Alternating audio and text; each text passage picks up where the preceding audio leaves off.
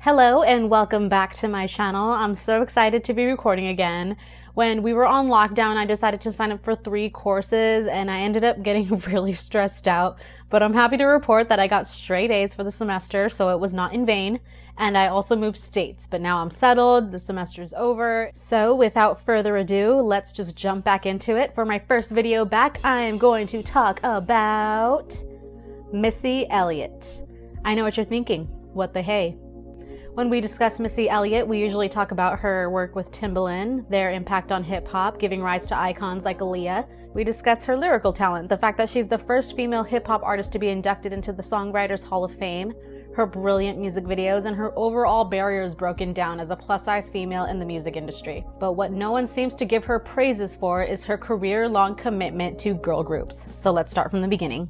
Some of you might be surprised to know that Missy started in a girl group herself. In about 1989, she formed her own girl group called Phase Z. She wrote and produced the group's music, including their first radio hit, First Move. Soon after that, she met Timothy Mosley, who we all know today as Timbaland. And this would be the start of one of the best duos to ever do it. They produced banger after banger, many of which will be mentioned in this video. Around 1992, Missy was able to score the group a record deal after talking her way backstage at a Jodeci concert, where she met the group's leader, Devontae Swing, who was spearheading his own label at the time. The group was renamed Sista, and Missy, Timbaland, and Devontae were the main contributors to their first album, For All the Sistas Around the World, released in 1994. Missy is credited on Hip Hop, Sweat You Down, Find My Love, 125th Street, I Don't Mind, Secret Admirer, Sweet Thing, Brand New, I Wanna Be With You, and Good Thing. Now, this album was originally shelved because their first single did not do so well despite getting positive reviews, so it wasn't released until 2017. But if you're somebody who enjoys R&B, this is a surprisingly easy album to listen through for as old as it is. It's cool to hear Missy vocally focus when we know her as a rapper predominantly. She's still rapping in this album, but you can really get a feel for her vocal range, and her voice is super distinct, so you know it when you hear it. But not long after this album was shelved in 1995, the group disbanded as Devontae was accused of being a very hostile and controlling manager. At one point, he allegedly started throwing furniture around the room with them in it, and Missy was having absolutely none of it and left the group and the label the very next day. As she would go on to work with Aaliyah, she still had the itch to work with girl groups, and in 1996, she linked up with the up-and-coming girl group 702 for their debut album, No Doubt. She provided the vocal arrangement for Get Down Like That and wrote for Not Gonna, Round and Round, and Stilo. And Stilo was actually remade to become the theme song of Nickelodeon show Cousin Skeeter, which is how I personally remember the song. I was a kid when these songs were coming out, but my sisters were 5 and 10 years older than me, so luckily I got to hear their music growing up.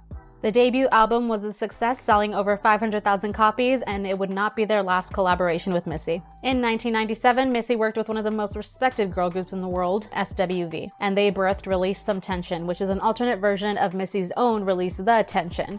She also wrote for the track Can We for the same album. That same year, Missy and Timbaland linked with the girl group Total and produced one of my favorite R&B songs, What About Us?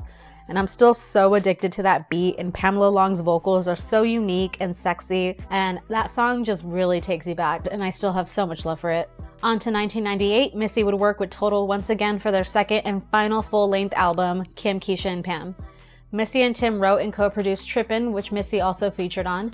Missy also wrote and produced for tracks I Tried, There Will Be No Tonight, Do Something, I Don't Wanna, Move Too Fast, and Bet She Can.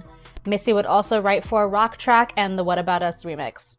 This album marks Missy's second contribution to a body of work to sell over 500,000 copies after 702. Separate from the album, Total and Missy also recorded What the Dealio for the movie Why Do Fools Fall in Love. For that same movie soundtrack, Missy and Timbaland also recruited the newest girl group on the block, Destiny's Child, producing a song titled Get on the Bus.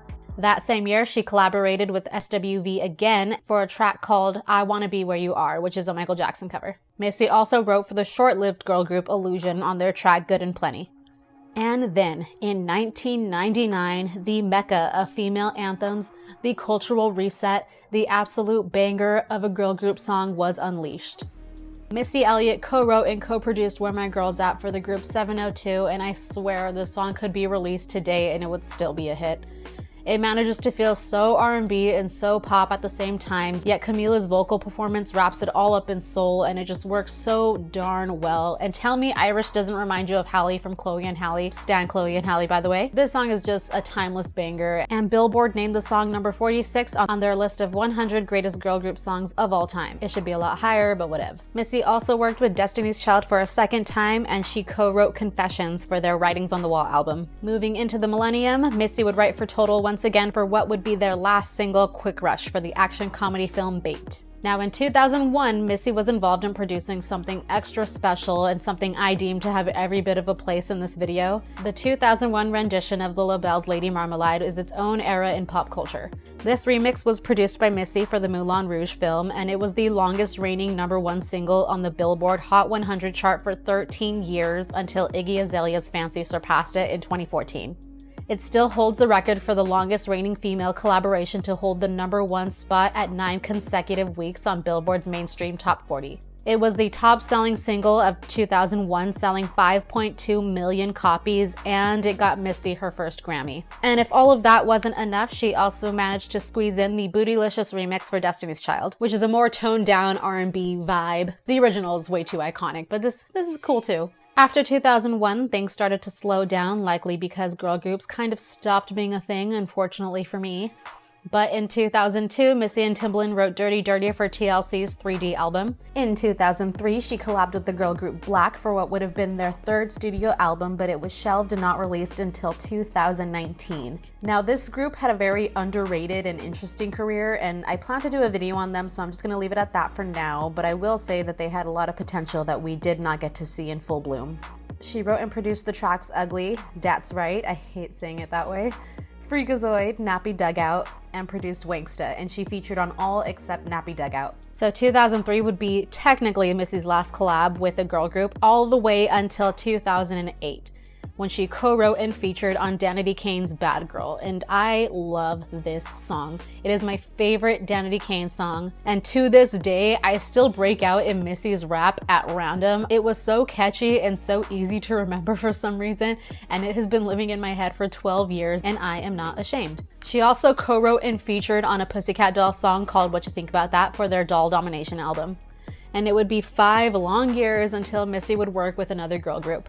In 2013, Missy decided to jump on a Little Mix track called How You Doin', and member Jessie Nelson actually recalled crying when she got the news because she was a huge fan. The track is very pop, very funky, and it was before she got her tonsils removed, so her voice is just so husky and deep and brilliant. It still is, but it was just different before she got her tonsils removed. And they also have brilliant a cappella versions of it where Jessie beatboxes. Seriously, this group does it all.